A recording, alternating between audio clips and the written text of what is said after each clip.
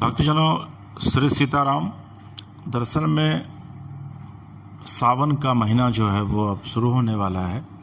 ऐसे में कई भक्त फ़ोन किए थे और उन्होंने यह जानने की इच्छा जताई कि गुरुजी इस बार सावन कब मनाएंगे, सावन की शुरुआत इस बार कब हो रही है।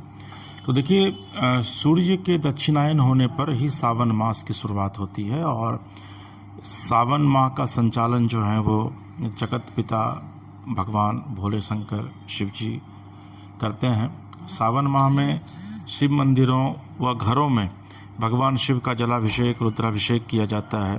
सावन में गंगा जल बेलपत्र धतूरा चढ़ाने से भगवान शिव बहुत ही प्रसन्न होते हैं और इस दौरान अगर आप शिव भक्त शिव पंचाक्षर मंत्रों का जाप करेंगे, शिव चालीसा पढ़ेंगे, रुद्राष्टक पढ़ेंगे, शिव तांडव स्तोत्र पढ़ेंगे तो प्रभु आपके तमाम मनोरथों की पूर्ति करेंगे, तमाम मनोरथों को पूर्ण करेंगे। और इस बार जो है वो सावन का महीना 11 जुलाई से शुरू हो रहा है, जो कि 9 अगस्त 2025 को जाकर ख़त्म होगा।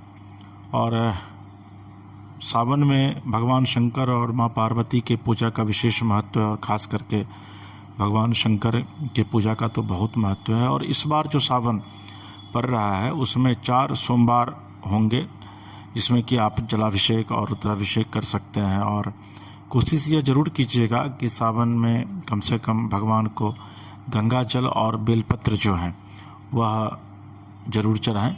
तो इस बार का जो सावन है, जैसा मैंने आपको बताया कि 11 जुलाई से शुरू होगा और 9 अगस्त यानी कि शनिवार को समाप्त होगा। पहली सोमवारी 14 जुलाई को, दूसरी सोमवारी 21 को, तीसरी सोमवारी 28 को और चौथी सोमवारी जो है वो 4 अगस्त को होगी। सावन मास के शुक्ल पूर्णिमा यानी कि 9 अगस्त को, जो कि दिन शनिवार है, रक्षाबंधन के साथ ही सावन का जो है वो समापन होगा। दरअसल में जो कथा है पुराण में वर्णित, उसके अनुसार सावन में ही समुद्र मंथन किया गया था और समुद्र मंथन के बाद आप लोगों को पता है कि जो हलाहल विष निकला था उसे जब किसी देवता ने नहीं ग्रहण किया तो भगवान शंकर ने राम नाम का प्लेट अपने गर्दन में लगाया और फिर उस विष को अपने कंठ में समाहित कर इस पूरी सृष्टि की रक्षा की थी। और विषपान करने की वजह से ही भोले शंकर का जो कंठ है वो नीलवर्ण का हो गया था और इसी वजह से भगवान को नीलकंठ महादेव भी कहा जाता है। विष के प्रभाव को कम करने के लिए ही देवी देवताओं ने शिव जी को जल अर्पित किया था, दूध चढ़ाया था। और यही वजह है कि सावन में दूध चढ़ाना, शिव जी को जल अर्पित करना जो है बहुत ही शुभ माना जाता है। हालांकि शिव पुराण इस बात की व्याख्या करता है कि भगवान शिव श्रृंग में जल हैं और जल से भगवान शिव का अगर आप जलाभिषेक करते हैं तो वह बहुत ही शुभ माना जाता है। आइए आपको एक नज़र में सावन के विषय में आपको और बता दें। तो 11 जुलाई को श्रावण मास का शुभारंभ होगा, 14 जुलाई को पहली सोमवारी होगी, 21 जुलाई को दूसरी सोमवारी होगी, 21 जुलाई को ही कामदा एकादशी का व्रत भी है जो काफ़ी फलदायी है, 22 जुलाई को भौम प्रदोष व्रत है, 24 जुलाई को हरियाली अमावस्या है, 27 जुलाई को हरियाली तीज है, 28 जुलाई को तीसरी सोमवारी है, 29 जुलाई को नाग पंचमी है, 4 अगस्त को चौथी सोमवारी है, 5 अगस्त को पुत्रदा एकादशी व्रत है, 6 अगस्त को प्रदोष व्रत है, 9 अगस्त को सावन का पूर्णिमा और रक्षाबंधन है। तो सावन के दिन, सावन में आप सुबह जल्दी उठिए, स्नान कीजिए, शिव जी के मंदिर जाइए।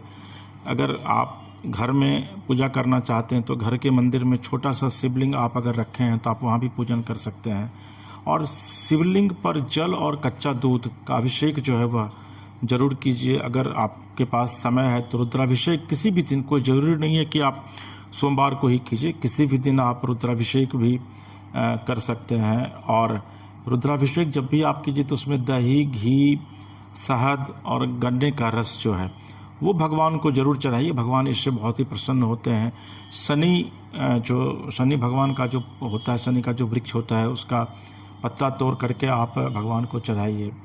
और इस बार की जो सावन हो रही है उसकी शुरुआत में ही कई जो ग्रह हैं वो अपनी चाल बदल रहे हैं। सूर्य, मंगल व शुक्र जो हैं वो राशि का परिवर्तन करेंगे। साथ ही बुध और शनि वक्री चाल चलेंगे और इनके अलावे भी कई शुभ योग, शिव योग, वृत्ति योग और आयुष्मान योग भी इस बार बनने जा रहा है।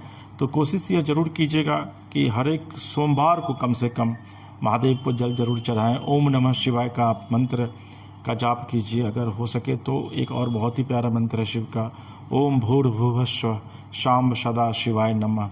इस मंत्र का जाप कीजिए। और जब भी शिव जी को जल चढ़ाइए ना, तो राम भगवान का नाम लेकर के, बेलपत्र पर राम लिख करके शिव जी को चढ़ाइए। चूँकि शिव के आराध्य राम हैं, तो शिव बहुत प्रसन्न होंगे और आपके पूरे परिवार पर शिव की कृपा बरसेगी। अगर जो बच्चियाँ कुमारी हैं, शादी का योग नहीं बन पा रहा है, तो शिव जी को जल चढ़ाइए और शिव जी से वंदना कीजिए, तो देखिएगा कि आपकी शादी का योग भी बनेगा। प्रभु आपके और आपके तमाम परिवार के लोगों का कल्याण करेंगे। आपको अगर ये हमारा प्रसंग अच्छा लगे तो मानस कथा पूज्य श्री राजीव जी महाराज जो यूट्यूब पर चैनल है उसको सब्सक्राइब कीजिए, लाइक कीजिए, शेयर कीजिए। और अगर अपने इलाके में आप राम कथा का पाठ कराना चाहते हैं तो 9431288046 पर संपर्क कर सकते हैं। श्री सीताराम।